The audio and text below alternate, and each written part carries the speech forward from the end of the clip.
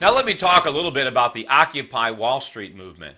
First of all, the people who are occupying Wall Street and who are protesting are directing their anger in the wrong direction. They're occupying the wrong street.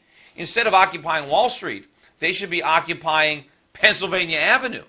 Instead of protesting the banks that were bailed out, they should protest the government that bailed them out.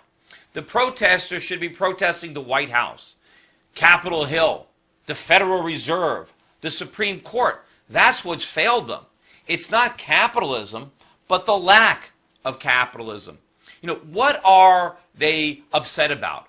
They're upset about the bailouts of the banks, corporate welfare, but that's not capitalism.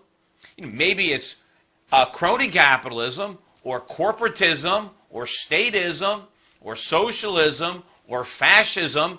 There are a lot of isms that you can label this, but the one ism that doesn't apply is capitalism.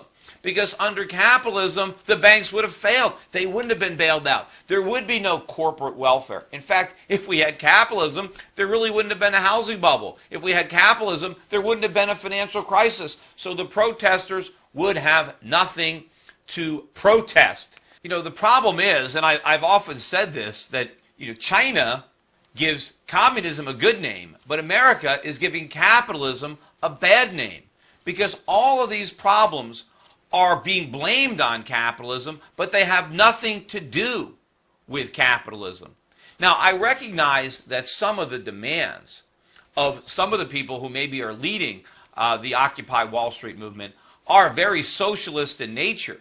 What they want, reads like, the 10 planks almost of the Communist Manifesto. So clearly, what the demands are more government, more socialism.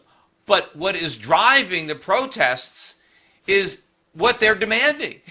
What they're protesting, the absence of capitalism. The Occupy Wall Street movement is really arguing for more capitalism, whether they know it or not. Now, one of their protests, or one of their demands, rather, is the complete forgiveness of all the student loans. But wait a minute. Why are those student loans there in the first place? The students are protesting the banks that loaned them the money. But what they don't understand is the only reason the banks loaned the money was because the government guaranteed the loans.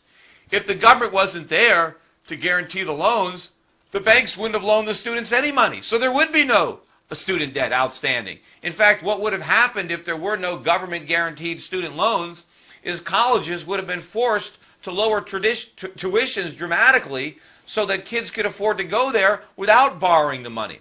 It's not capitalism that is driving up college tuitions. It's not capitalism that is saddling our young people with all these student loans. It's government that's doing that.